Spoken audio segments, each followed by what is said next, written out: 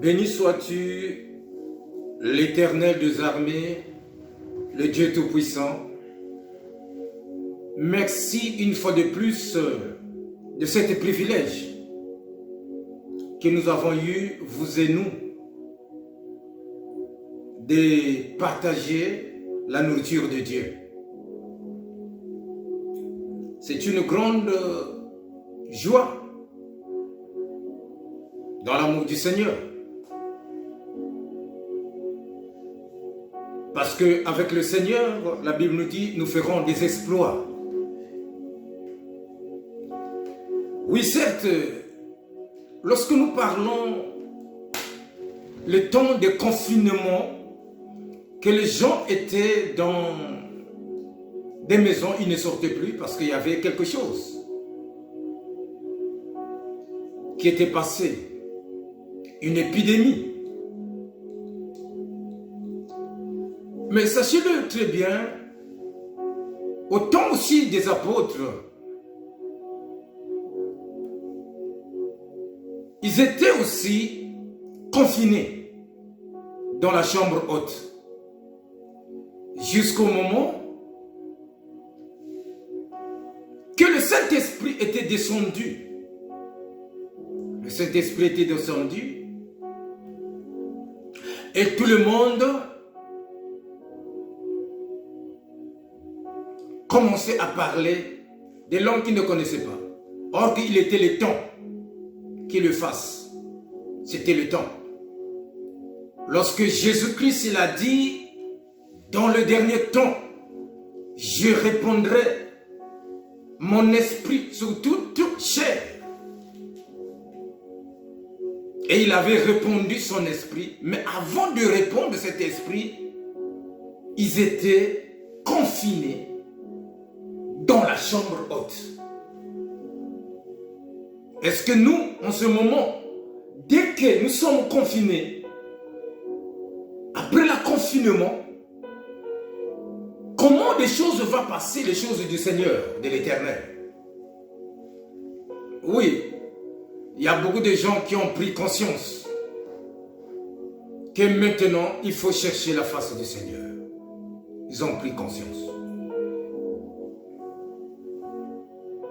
Mais qu'on le veuille ou pas, que le nom de l'Éternel soit loué, le nom de l'Éternel soit béni, lui qui est 3 fois saint, lui qui est le magnifique merveilleux, le créateur du ciel et de la terre.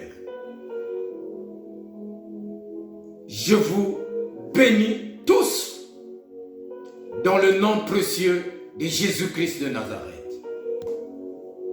Une fois de plus, soyez bénis pour l'évangile que nous allons écouter aujourd'hui. Nous allons essayer de parler le combat de chrétiens. Le combat de chrétiens. Je lance un appel tant que soldat de Jésus-Christ. Et tant que soldat de Jésus-Christ. Parce que la Bible nous parle dans le livre de 2 Timothée 2, à partir du verset 3, souffrons avec moi comme un soldat de Jésus-Christ. Comme un soldat de Jésus-Christ. Donc, mes bien-aimés, nous sommes des soldats de Dieu. Tout enfant de Dieu, sache que la vie chrétienne, c'est un combat. La vie chrétienne, c'est un combat. Chaque jour, chaque seconde, chaque minute. Parce que lorsque tu parles, nous parlons de la part du Seigneur. Notre adversaire, il n'est pas content. Il cherche toujours, d'une façon, d'une autre façon, de nous terrasser, de nous détruire, de nous faire du mal. Mais gloire soit rendue à Dieu, le Tout-Puissant, il ne nous laisse pas seuls. La Bible dit, je serai avec vous chaque jour. C'est pour cela que nous sommes chaque jour avec l'Éternel. Mais l'œuvre de l'ennemi, c'est de détruire les enfants de Dieu. C'est de détruire l'œuvre de Dieu. Ça, c'est l'œuvre de l'ennemi. Il vient pour nous détruire. Amen. La Bible dit, il rôde comme un lion rougissant. Cherchez qui il va détruire. Mais bien aimé, mieux un croyant qui sert le Seigneur, plus il sert le Seigneur, souvent il est attaqué sauvagement par l'ennemi. Plus tu sers, plus tu montes, plus l'ennemi te tire.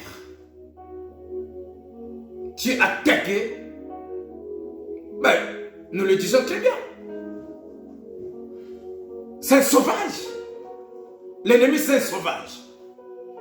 Quoi qu'il peut faire, mais nous le disons, c'est un sauvage. Nous ne pouvons pas le respecter parce que lui, il ne respecte pas. C'est pour ça que nous le disons, c'est un sauvage. Mais bien aimé, la vie chrétienne, c'est un combat. Nous allons parler, nous allons dire à notre bien-aimé, l'homme de Dieu, il va nous lire dans le livre Éphésiens 6, à partir du verset 11 jusqu'à 13. Éphésiens 6, verset 11 à 13. Nous demandons... Chapitre 6, verset 11 à 13. 11 à 13, la Bible déclare ceci. Amen. Revêtez-vous de toutes les armes de Dieu. Revêtez-vous de toutes les armes de Dieu. Afin de pouvoir tenir ferme contre les mauvaises œuvres du diable. Car nous n'avons pas à lutter contre la chair et le sang, mais contre les principautés, contre le pouvoir, contre les dominateurs des ténèbres d'ici-bas, contre les esprits du mal dans les lieux célestes. Amen. Amen. Mes bien-aimés, vous venez d'écouter l'évangile. Ça, c'est selon Paul. Paul vient nous dire, vient nous relater que nous devrons revêtir de toutes les armes de Dieu. Nous devrons revêtir, habiller les armes de Dieu. Parce que nous avons dit au commencement que nous sommes des soldats de Christ. Un soldat, c'est celui qui a des armes de Dieu. Car toutes les armes des soldats, si un arme lui manque, pour lui, c'est très grave. L'arme ne peut pas lui manquer. C'est pour cela que Paul dit, nous devons nous revêtir les armes de Dieu que Dieu nous a données. Vous devrez le connaître que le diable ne gaspille pas ses munitions à ce qui se dit chrétien et non que de chrétiens.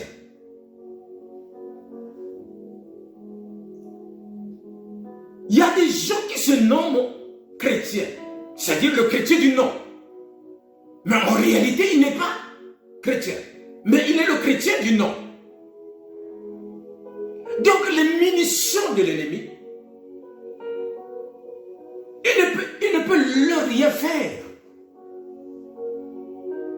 Parce qu'il sait que, malgré ils se disent ce sont des chrétiens, mais ce sont ses agents. Donc il ne peut pas gaspiller les munitions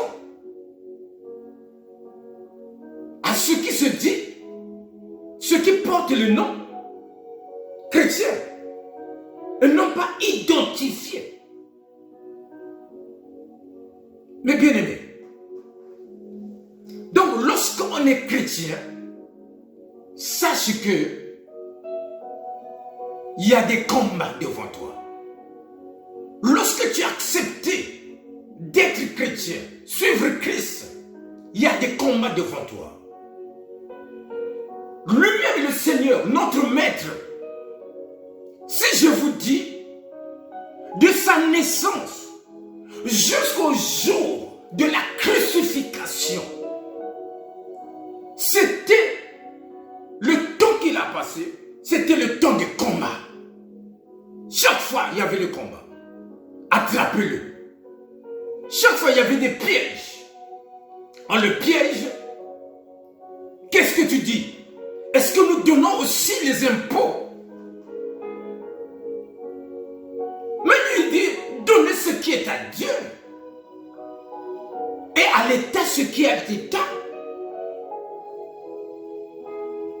Donc il a fait de part des choses pour ne pas être accusé.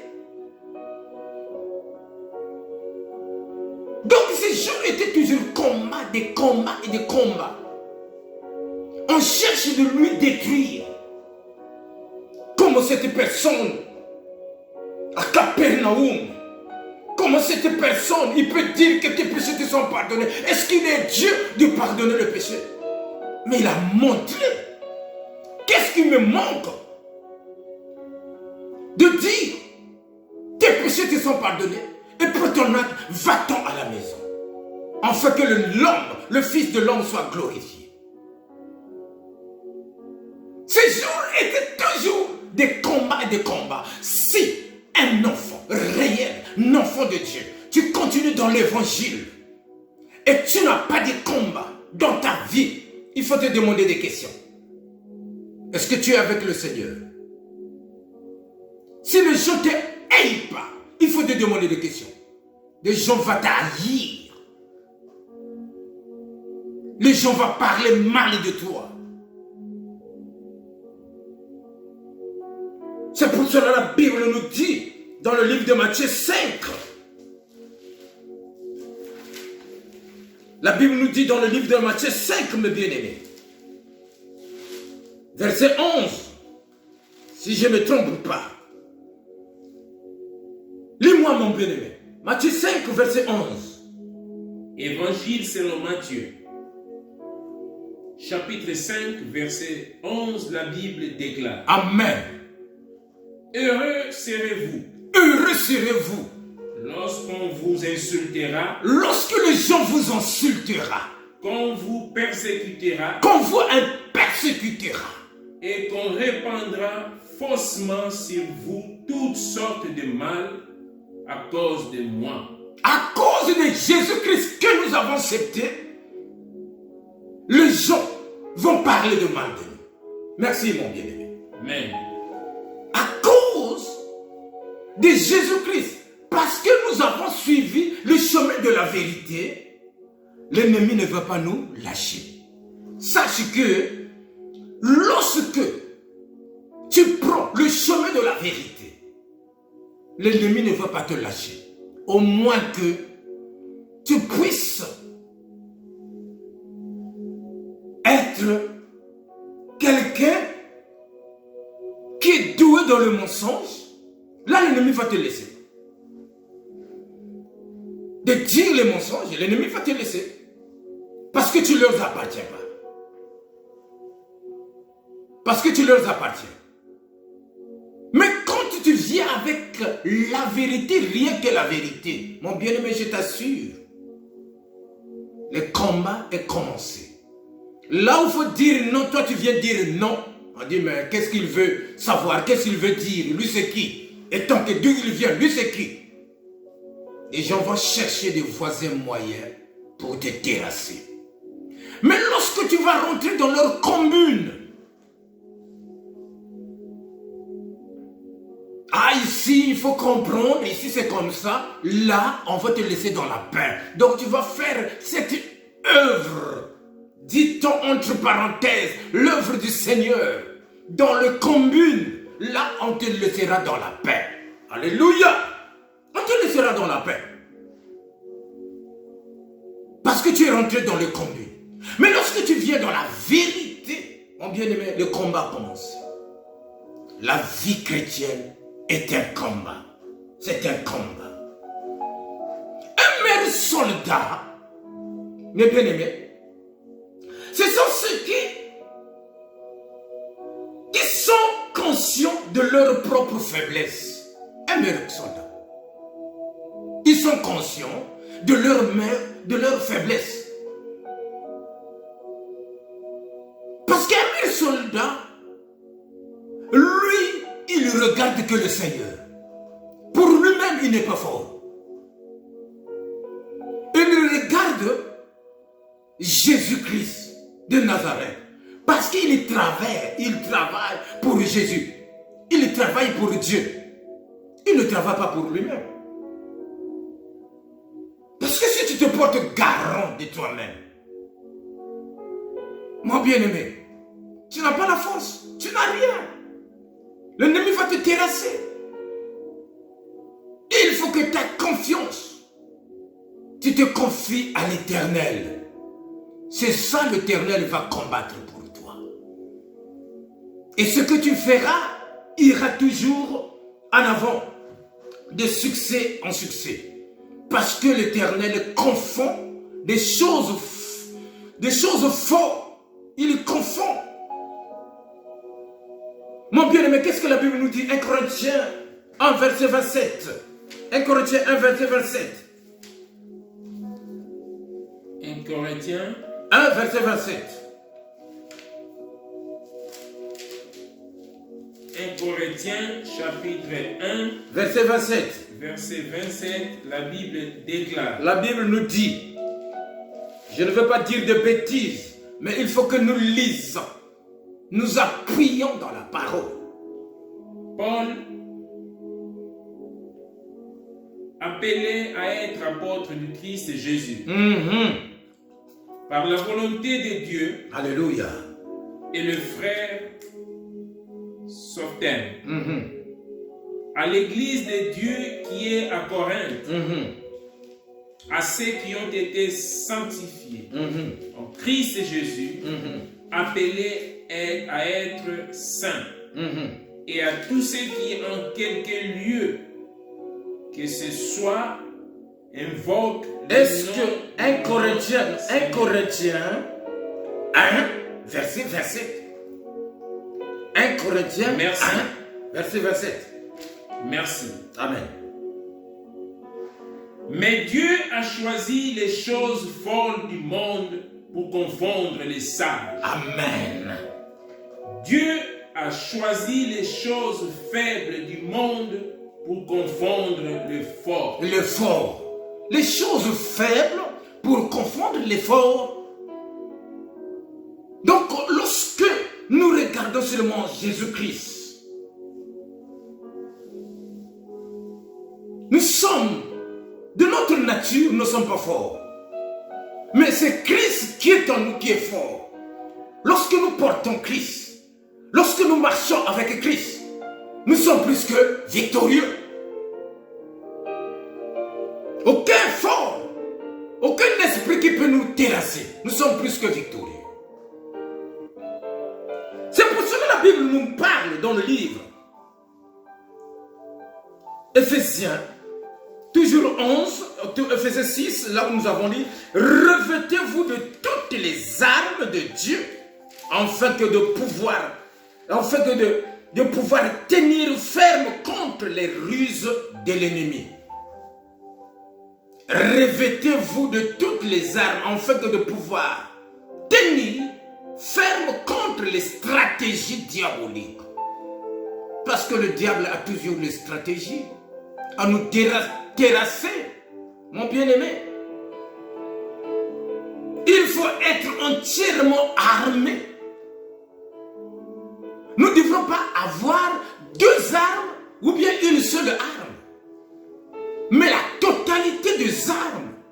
Amen. C'est ça qui nous fait que nous puissions affronter l'ennemi.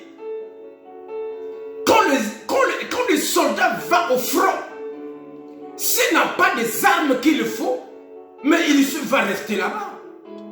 Vous qui avez accepté à suivre, à marcher, à aller annoncer la bonne nouvelle, vous devrez avoir les armes de Dieu. Amen. Amen. C'est ces armes-là que Dieu en a besoin. Dieu a besoin de ces armes-là. Pas 2 armes, pas une seule arme, mais plusieurs armes. Parce que le diable vient avec plusieurs de stratégies. Lorsqu'il vient, il vient avec des découragements. Il peut venir avec les frustrations. Il peut venir avec les confusions, les échecs. Tout ça, ce sont les armes diaboliques. Mais si nous, étant que chrétiens, hommes de Dieu, les esclaves de l'Éternel, si nous n'avons pas des armes qu'il faut pour confronter ces armes-là que le diable vient avec ça, nous serons le perdant. C'est pourquoi nous voyons, il y a plusieurs, ceux qui se disent chrétiens, qui restent quelque part. Lorsque la fois dernière que j'avais regardé une vidéo quelconque,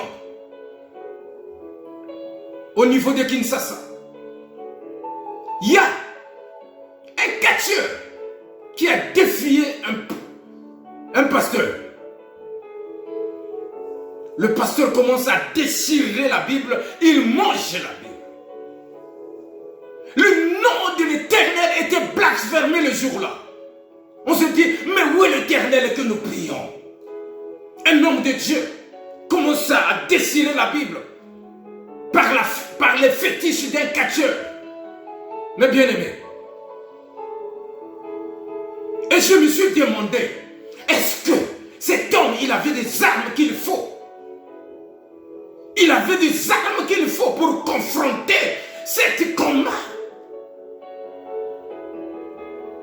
Parce qu'il ne faut pas dire seulement nous sommes des chrétiens, nous sommes des hommes de Dieu. Non. Mais bien aimé, le travail est immense, mon Dieu, mes bien-aimés. Nous devrons nous revêtir de ces armes, des armes de Dieu. Dans cette stratégie, il ne s'agit pas de la guerre contre les personnes, contre ton oncle. Il ne s'agit pas de la guerre contre ton ami, ton frère. Parce qu'on nous parle de choses spirituelles, de choses dans le monde invisible, que nous devons combattre. Parce que ce n'est pas toi qui vas combattre, mais c'est le Christ qui combattra pour toi. Alléluia. C'est le Christ qui combattra pour toi. La bataille que nous avons contre la puissance démoniaque, contre les légions d'anges, la bataille que nous avons, les anges qui sont tombés du ciel avec l'ennemi, Lucifer, c'est la bataille que nous avons. Contre les esprits méchants, vous voyez, les esprits méchants, c'est ce qu'on appelle les sorciers, le marabout, le magicien. Il vient seulement pour te nuire. Un sorcier, il est là pour te nuire, pour te détruire. Mais ce n'est pas la personne en question, mais l'esprit qui est en lui. Cet esprit vient du ténèbre. C'est cet esprit qui va te nuire. Or, si tu as les armes armes qu'il faut. C'est toi qui vas nuire cet esprit. Ce n'est pas cet esprit qui va nuire un enfant de Dieu. Alléluia. C'est cet esprit que tu vas nuire. Mais pas l'esprit diabolique, satanique, démoniaque qui va nuire un enfant consacré, qui se dit un enfant de Dieu. Qui se dit un enfant de Dieu. Oui, de bataille est là. Nous allons nous combattre. Peut-être il peut gagner la bataille, mais il ne va pas gagner la guerre. La guerre, c'est Christ Jésus qui l'a vaincu à la croix de Golgotha. Là où il a crié, tout est accompli. La Bible dit, il a acheté, il nous a rachetés de ses propres sangs. Non, c'était pas le billet des banques, ou bien la pierre précieuse. Mais c'était le sang de Jésus-Christ, qui est plus que le billet des banques, qui est plus que les pierres précieuses, qui est plus que le diamant, qui est plus que de l'émeraude, qui est plus que toutes les pierres que tu connais. Ce sont ces sangs. Lorsque le sang a coulé à la croix de Golgotha, lorsque le sang du crâne a coulé, le sang du plante de pied a coulé, le sang du palme de la main a coulé, tout était accompli. C'est pourquoi il a dit, Eli, Eli, sabachthani, tout est accompli à la croix de Golgotha. Mais bien aimés, la bataille que nous avons livrée, ce n'était pas une messe bataille. Un chrétien ne doit pas avoir crainte. Ceux qui se disent chrétiens ne doivent pas avoir crainte. Parce que la Bible dit, celui qui est en nous est plus fort que celui qui est de la monde. Quelque chose on te dit, c'est pourquoi. La crainte n'est pas pour toi. La crainte est pour ceux qui ne connaissent pas encore Christ, Jésus. Que vous voulez que je vais vous dire?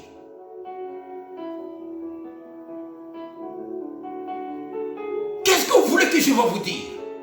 Celui qui est plongé dans l'eau du baptême, de la repentance, être baptisé du Saint-Esprit, même si les problèmes viennent, il va minimiser les problèmes. C'est comme des fourmis. Il va regarder celui qui l'a créé. Il va dire, papa, c'est à toi maintenant. Et le Père va agir. Le Père va agir. Nous n'avons pas lutté contre la chair et le sang. Mais nous avons lutté contre les anges déchus, contre les sorciers, contre les marabouts, contre les principautés. Nous avons lutté. Le combat est violent, mais nous gagnerons toujours. Alléluia. Amen. Alors Paul, lorsqu'il était assis, lorsqu'il était attaché devant l'armée romaine, Paul l'a regardé. Les soldats romains, bien armés jusqu'aux dents, toujours prêts à tirer, le doigt à la gâchette. C'est là qu'il a compris que l'homme, c'est un soldat en Christ. Naturellement, nous voyons, mais spirituellement, nous aussi, nous devrons être des soldats en Christ. Être entièrement dans le Seigneur. Avoir entièrement des armes qu'il nous faut. Parce que nous sommes entourés par l'ennemi. L'ennemi est avec nous. Partout. Même dans ta maison. Ça peut être ton enfant et ton ennemi. En le voyant comme ça, tu le considères enfant. Mais tu ne sais pas quel esprit qui est en lui. Ça peut être ton mari et ton ennemi. En le voyant comme ça, tu te dis, c'est mon mari. Mais tu ne sais pas quel est l'esprit qui l'anime Oh, ton mari, peut-être il a touché le fétiche quelque part. On le voyait comme ça, la femme, peut-être c'est ton ennemi. Mais toi, tu ne sais pas. Si l'Esprit de Dieu ne te révèle pas, c'est pour cela, constamment, nous devrons être toujours près du Seigneur. Constamment. Lorsque l'ennemi vient, nous devrons lui résister. La Bible dit, résistez-lui, il fuira loin de nous. 1 Pierre 5, verset 8 à 9. 1 Pierre 5, 8 à 9. Qu'est-ce que la Bible nous dit, mon bien-aimé? 1 Pierre 5, verset 8 à 9. 1 Pierre 5, 8 à 9, la Bible déclare. Amen. Soyez sobres. Veillez votre adversaire. Le diable rôde comme un lion rougissant. Il rôde. Cherchant qui dévorer. Il cherche toujours à te dévorer, à te détruire, à te déchirer. Résistez-lui ferme en la foi. De le résister, il faut que tu puisses avoir les armes de Dieu. Et sachant que les mêmes souffrances sont imposées à vos frères dans le monde. Ah, vous avez compris. C'est pas toi seul qui souffre. Mais il y a des frères qui ont souffert, qui continuent à souffrir et qui vont souffrir même si il se dit nous avons Christ, mais le combat est continuellement. Le combat est quotidien. Le combat est toujours là. Nous ne devrons pas lâcher prise. Lorsque tu lâches, l'ennemi va te détruire. Lorsque tu lâches, l'ennemi va te bouffer. C'est pour cela, toi qui m'écoutes, ne laisse pas prise. Amen. Non, laisse pas ton prise.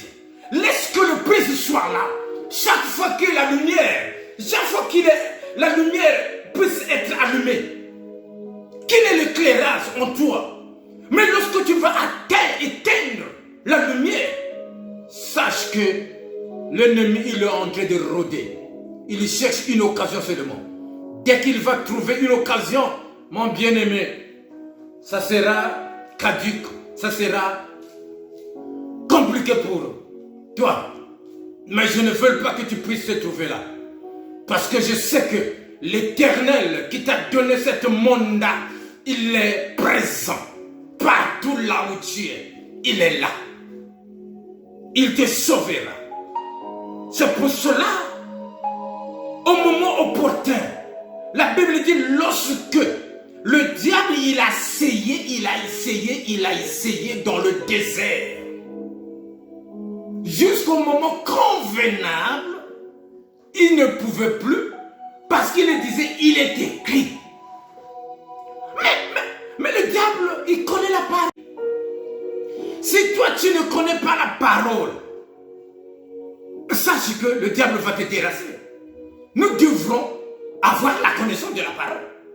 Lorsqu'il lui dit il est écrit, moi aussi je dis il est écrit.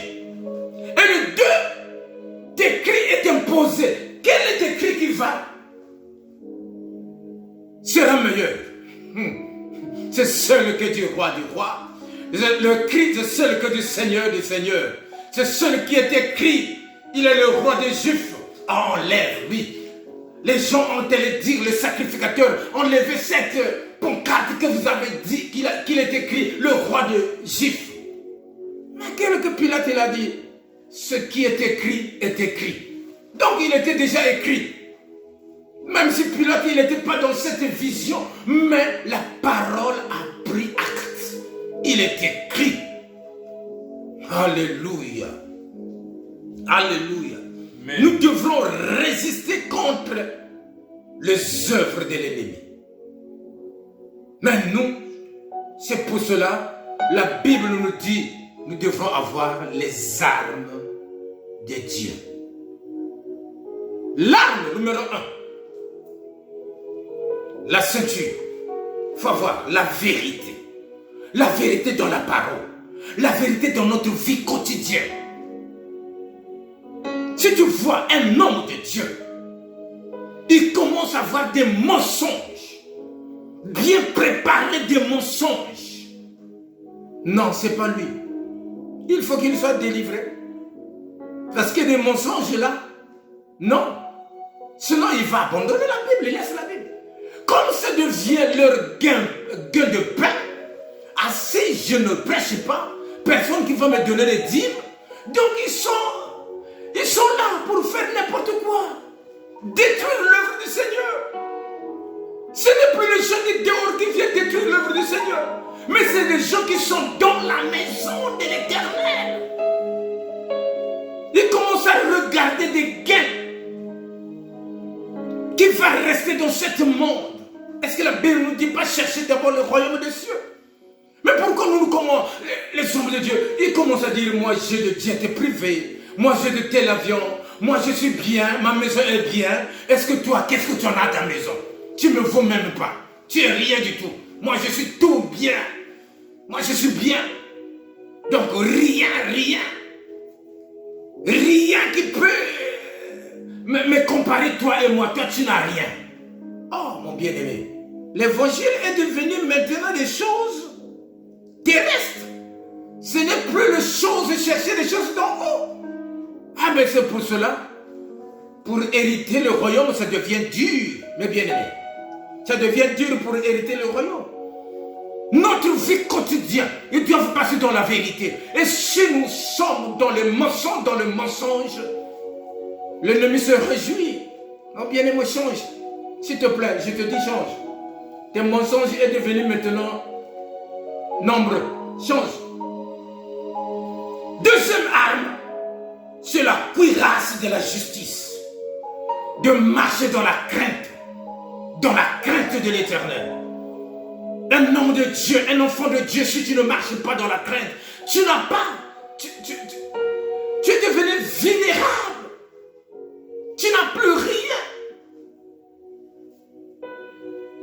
Donc pour qu'on sache que tu es un enfant de Dieu, cette arme ne doit pas manquer.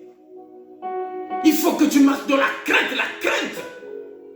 Non pas de respecter Dieu, mais de le craindre. Dieu, on le craint. Ton bien-aimé, ton ami, ton chef, ton patron, tu dois le respecter. Mais Dieu, le Créateur, Jéhovah Sabaoth, on le craint. C'est tout. Il n'y a pas quelque chose, on ne négocie pas, on le craint. Mon bien-aimé, troisième arme, il nous dit la chaussure. Quelle chaussure? Non, je ne veux pas vous parler de Jean-Marc Weston comme la chaussure, des chaussures que nous portons ou bien des Rogers. Non, ce n'est pas ça que je vous parle. Ou bien d'autres chaussures que vous connaissez. La chaussure, la Bible dit, le zèle que donne l'évangile de la paix. Lorsque nous irons dans une maison quelconque, nous apportons la bonne nouvelle, nous devrons apporter la paix. L'évangile de la paix et non de détruire, et non de séparer, et non de diviser, mais c'est l'évangile de la paix. C'est pour cela que la Bible nous dit, cherchez la paix avec tous, sans laquelle nul ne verra le royaume de Dieu. Je n'ai pas de rancune contre quelqu'un, mais je cherche toujours la paix à quiconque. Même si on ne voit pas les choses de la même œil, mais moi c'est la paix qui m'intéresse. L'amour du prochain. Ce que tu penses, ce n'est pas ce que je pense, mais mon amour, c'est que tu es le créature de Dieu vivant. Alléluia. Tu es le créature de Dieu vivant. Dieu t'a créé. Donc, près toujours de l'évangile. Mon bien-aimé, lis-moi Romains 10, 15. Qu'est-ce que la Bible nous dit? Romains 10, 15. Romains 10, 15. Lis-moi, mon bien-aimé, s'il te plaît. Romains 10, 15. La Bible dit ceci. Alléluia. Et comment y aura-t-il des prédicateurs s'ils ne sont pas envoyés? Alléluia. Selon qu'il est écrit qu'ils sont beaux. Les pieds de ceux qui annoncent de bonnes nouvelles. Alléluia. Amen. Ils sont beaux. Oh frère, annonce la bonne nouvelle. C'est très beau. Et je n'ai pas dit qu'il n'y a pas de combat, mais je dis c'est beau.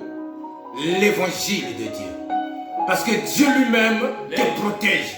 Dieu lui-même te conduit. La Bible dit il est devant comme guide, derrière comme bouclier. Mais c'est beau pour annoncer l'évangile. Nous annonçons l'évangile à travers de cette vidéo.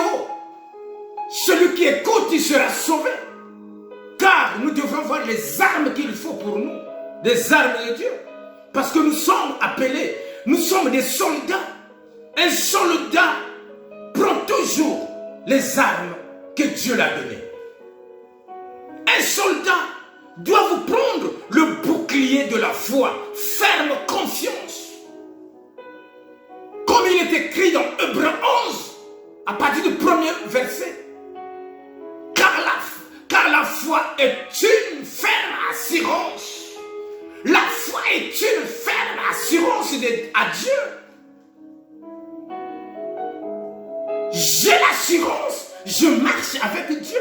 J'ai l'assurance, même si quoi je viens, non, rien ne m'atteindra. Rien ne m'atteindra. Parce que celui qui est en moi est plus fort que celui qui est dans le monde. Rien qui ne m'atteindra. C'est pour cela que si tu n'as pas de bouclier, il y aura des munitions qui vont t'atteindre, les flèches qui vont t'atteindre, mais avec des boucliers. Les flèches n'aura plus, il ne va plus t'atteindre parce que tu as le bouclier. Ton bouclier, c'est Jésus-Christ de Nazareth. Alléluia. La Bible nous montre que nous sommes des soldats. Doivent prendre le casque du salut. Quelle que soit la bataille, la victoire finale est assurée. La victoire finale est assurée, quelle que soit la bataille. Auparavant, je vous ai dit, l'ennemi peut gagner la bataille, mais la guerre non. Nous ne donnons pas la guerre. La guerre ne va pas battre. Je peux être malade, mais sache que je serai guéri au nom de Jésus. Il peut mettre des sorts, n'importe quel sort, pour quelques heures seulement. Ces sorts vont quitter. Il a gagné la bataille, mais la guerre non. Parce que je vais encore bonder plus fort. Les gens disent, ils peuvent dire n'importe quoi. Sache que si l'Éternel est pour toi, qui sera contre toi? Oh Jésus, le Tout-Puissant, si l'Éternel est pour toi, qui sera contre toi? Si l'Éternel est pour toi, qui sera contre toi? Comme dit dans le livre de Romains 8, verset 31. Si l'Éternel est pour toi, qui sera contre toi? Il faut avoir l'épée de l'Esprit, qui est la parole de Dieu. La parole vivante de Dieu. Et que cette parole, il est écrit. Comme nous avons dit, il est écrit, il est écrit. Il n'y a rien de différent. Lorsque le diable dit il est écrit, toi aussi tu vas lui répondre, il est écrit. Mon bien-aimé, le Dieu que nous servons, il n'est pas mort. Le Dieu que nous servons, il est encore vivant. Donc, quel que soit ce qu'on peut te faire dans le chemin du Seigneur, sache que l'Éternel se lèvera. La Bible ne nous dit pas, même si la nuit tarde, Dieu se lèvera, le jour se paraîtra. Ça va se paraître. Ne t'inquiète pas. Ne t'inquiète pas. Ne t'inquiète pas de rien. Même si tu es malade, tu as duré pendant longtemps, maintenant je te dis, ne t'inquiète pas. Cherche à voir les armes de Dieu. Maintenant tu dois défier l'ennemi. L'ennemi ne le craint pas, défie-le. Défie-le. Notre maître, qui est Jésus-Christ, il a défié l'ennemi jusqu'à la fin. Lui pensait que, en le clouant à la croix de Golgotha, il était sorti victorieux, or qu'il s'est trompé. Il a regretté pourquoi je l'ai cloué. Voilà maintenant les Jésus qui sont sortis dans le monde entier. dans toute la terre planète, dans toute la planète. Il n'y a plus de Jésus. Parce que la Bible me dit, ce n'est plus moi qui vis. Il y a beaucoup de Jésus qui sont sortis. Mon bien-aimé, l'Éternel que nous prions, l'Éternel que je prie, il est vivant. Je ne te dirai pas il est mort, il est vivant. Je te confirme, il est vivant. Même si tu ne le crois pas, moi-même je le crois parce que je n'ai pas la force. Ma force demeure en Christ. Il est vivant. Attends, ça ne reste pas, ça reste plus longtemps. Ce que le Seigneur va faire. Il est vivant. Attends, tu vas voir de tes propres yeux. Attends ce que le Seigneur va faire. Je le crois. En lui, j'ai l'espoir. J'ai la confiance. Ce qu'il m'a dit, il va l'accomplir. Il l'accomplira. Tu le veux ou pas, je le crois. Il va l'accomplir. Amen. Que Dieu te bénisse. Que Dieu te garde. Je vais prier pour toi. Éternel Dieu, toi qui me fais montrer des choses à venir, laisse que tu bénis quiconque qui gardera cette vidéo. Que le nom de l'Éternel de Jésus-Christ soit glorifié dans sa bouche. La bouche ne soit plus la bouche d'aller dire des mensonges, mais sa bouche soit la bouche qui glorifie chaque jour le nom de l'Éternel, Jéhovah Sabaoth. Ô Père, bénis-leur, aplanis leur chemin, fais descendre le salut dans leur vie, pardonne-leur de la façon que tu m'as pardonné, moi qui suis pécheur. Je ne méritais pas le pardon, mais Seigneur, tu m'as fait grâce. C'est pour cela, je leur bénis au nom de Jésus. Reçois ta délivrance, reçois ta bénédiction, crois et tu feras la gloire de Dieu au nom de Jésus-Christ de Nazareth. Amen.